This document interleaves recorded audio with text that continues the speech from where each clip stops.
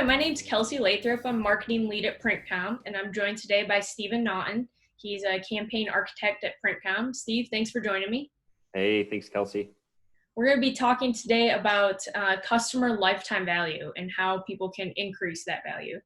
So kicking it off, how can focusing on increasing your customer lifetime value drastically increase a company's ROI?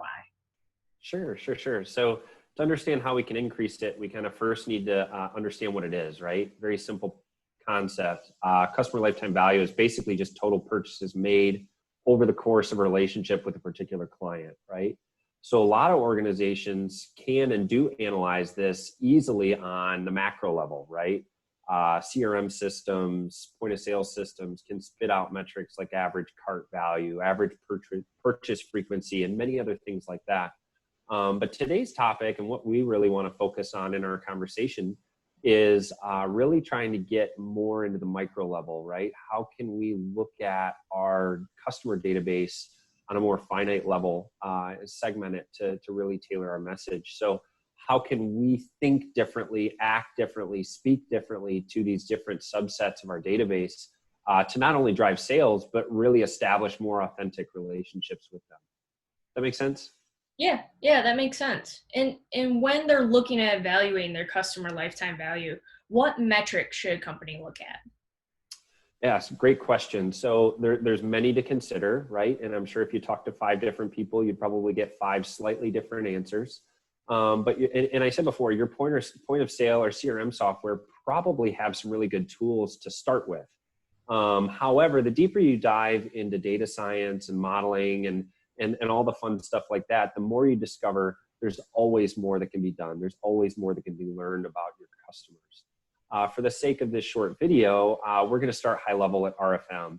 However, myself and several others at our organization really geek out getting to talk about this stuff. So if you have any questions or want to take a deeper dive on any of this, please don't hesitate to reach out. You would make our day and make us very happy to talk further. But kind of jumping right into RFM. RFM, just quickly, for those of you that may not know, is recency, frequency, and monetary, right? It's a basic marketing principle that a lot of us try to analyze when we're going through this. Recency is basically how recently has someone purchased from us. Basically when was their last purchase? Really what we're after.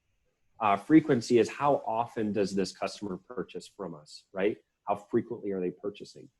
And then finally, monetary, right? How much is a transaction worth from this individual, right? When they're purchasing from us, how much are they purchasing?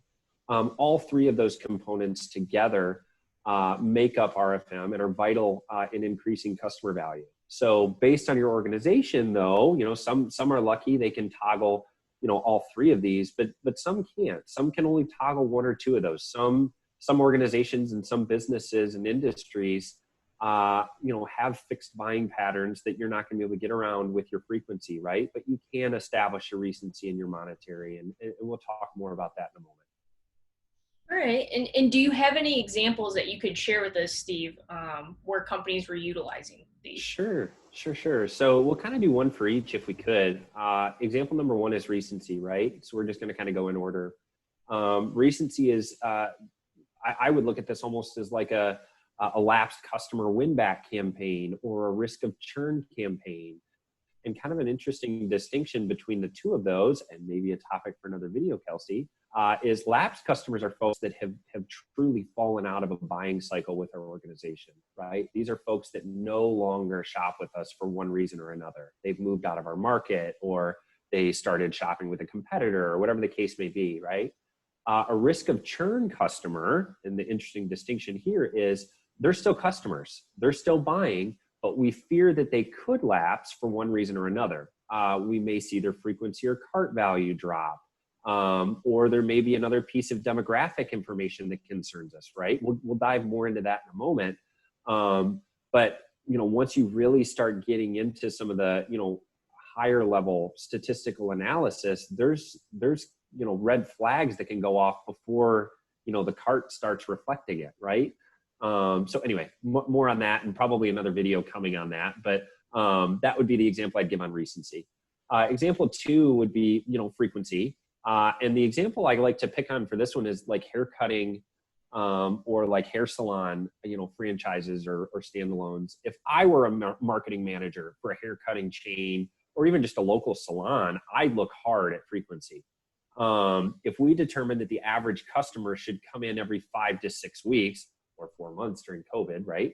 I would take anyone that isn't coming in every 5 or 6 weeks and try to incentivize them to do so. That could mean a couple things, right? I'm not going to target that messaging for folks that come in sooner than that, right? Everybody knows the guy that's always got the perfect hair that comes in every 3 weeks.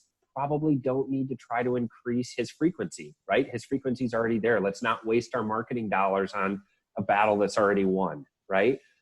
So I can lower my spend in doing that.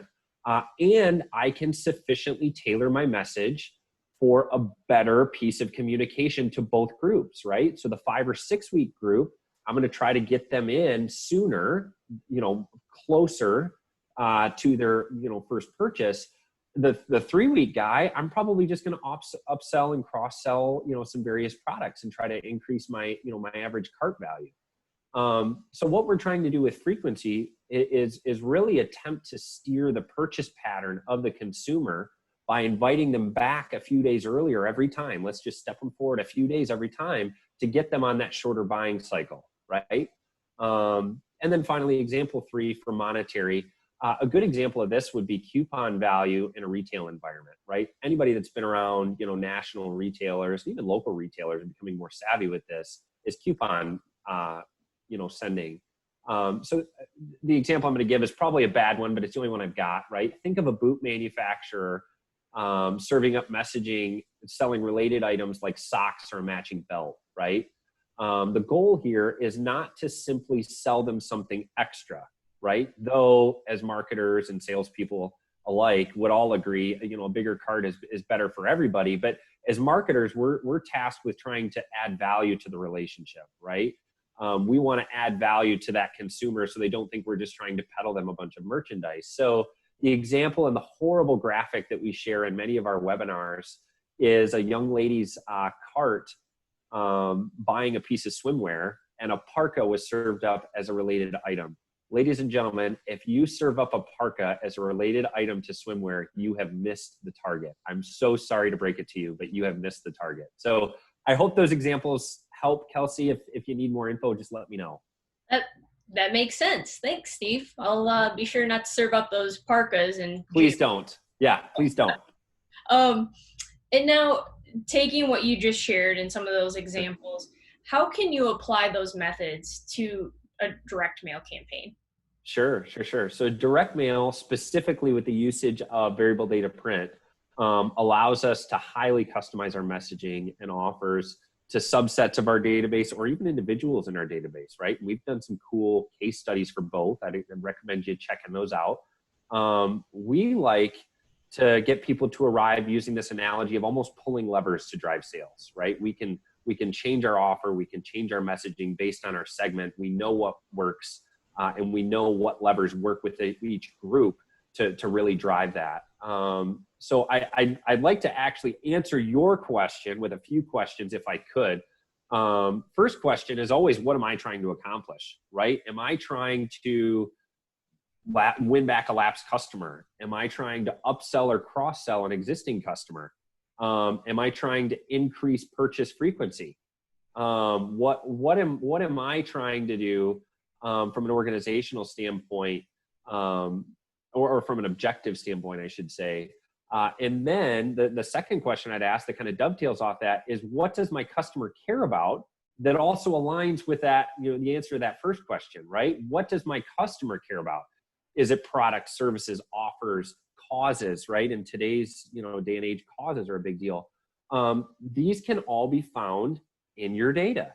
In another video, we take a much deeper dive on data enhancement and where we can take a customer list and append all kinds of info that can be analyzed to answer some of those questions. So sorry for the shameless plug on the other video, but definitely check that one out because that will make a lot more sense for you. But before you watch the rest of this video, and we're coming to a close, but before you watch the rest of this and get really overwhelmed and say, how do I take away something?